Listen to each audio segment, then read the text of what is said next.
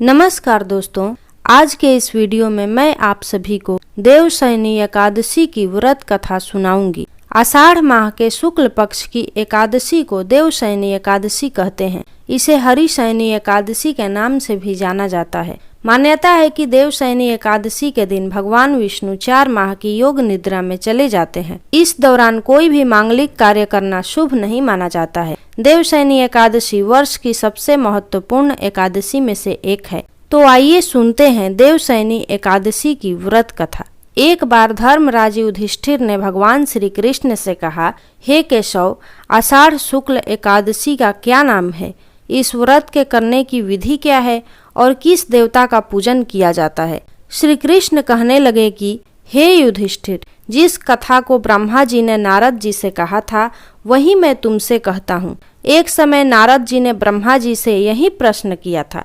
तब ब्रह्मा जी ने उत्तर दिया कि हे नारद, तुमने कलियुगी जीवों के उद्धार के लिए बहुत उत्तम प्रश्न किया है, क्योंकि देवशयनी एकादशी का व्रत सब व्रतों में उत्तम है। इस व्रत से समस्त पाप नष्ट हो जाते हैं और जो मनुष्य इस व्रत को नहीं करते वे नरकगामी होते हैं। इस व्रत को करने से भगवान विष्णु प्रसन्न होते हैं। इस एकादशी का नाम देवशयनी एकादशी है। अब मैं तुमसे एक पौराणिक कथा कहता हूँ, तुम मन लगा कर सुनो। सूर्यवंश में मांधाता नाम का एक चक्रवर्ती राजा था, जो सत्यवादी और महान प्रतापी था। वह अपनी प्रजा का पुत्र की भांति पालन किया करता था। उसकी सारी प्रजा धन धान्य से भरपूर और सुखी थी। उसके राज्य में कभी अकाल नहीं पड़ता था। एक समय उस राजा के राज्य में 3 वर्ष तक वर्षा नहीं हुई और अकाल पड़ गया। प्रजा अन्न की कमी के कारण अत्यंत दुखी हो गई। अन्न के न होने से राज्य में यज्ञ आदि भी बंद हो गए। एक दिन प्रजा राजा के पास जाकर कहने लगी कि हे राजा, सारी प्रजा त्राहि त्राहि पुकार रही है, क्योंकि समस्त विश्व की सृष्टि का कारण वर्षा है। वर्षा के अभाव से अकाल पड़ गया है और अकाल से प्रजा मर रही है। इसलिए हे राजन, कोई ऐसा उपाय बताइए जिससे प्रजा का कष्ट दूर हो।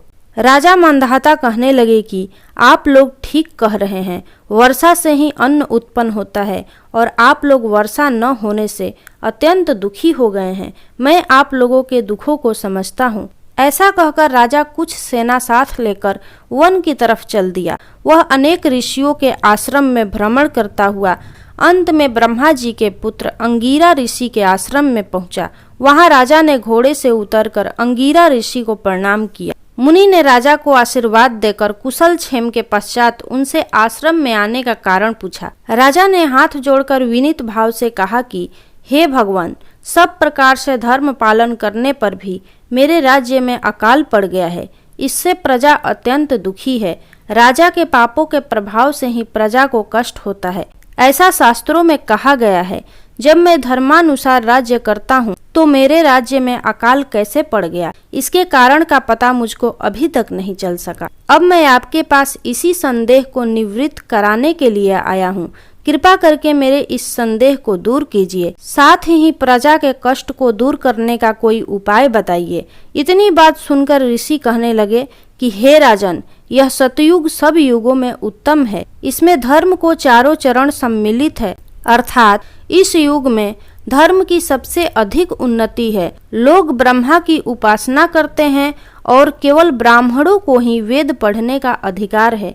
ब्राह्मण ही तपस्या करने का अधिकार रख सकते हैं, परंतु आपके राज्य में एक शूद्र तपस्या कर रहा है। इसी दोष के कारण आपके राज्य में वर्षा नहीं हो रही है। इसलिए यदि आप प्रजा का भला चाहते हो तो उस शूद्र का वध कर दो। इस पर राजा कहने लगा कि महाराज, मैं उस निरपराध तपस्या करने वाले शूद्र को किस तरह मार सकता हूँ? आप इस दोष से छूटने का कोई दूसरा उपाय बताइए। तब ऋषि कहने लगे कि हे राजन, यदि तुम अन्य उपाय जानना चाहते हो तो सुनो। आषाढ़ मास के शुक्ल पक्ष की देवशयनी नाम की एकादशी का विधि पूर्वक व्रत करो। व्रत के प्रभाव से तुम्हारे राज्य में वर्षा होगी और प्रजा सुख प्राप्त करेगी, क्योंकि इस एकादशी का व्रत सब सिद्धियों को देने वाला है और समस्त उपद्रवों का नाश करने वाला है। इस एकादशी का व्रत तुम प्रजा, सेवक तथा मंत्रियों सहित करो। मुनि के इस वचन को सुनकर राजा अपने नगर को वापस आया और उसने विधि पूर्वक देवशयनी एकादशी का व्रत किया।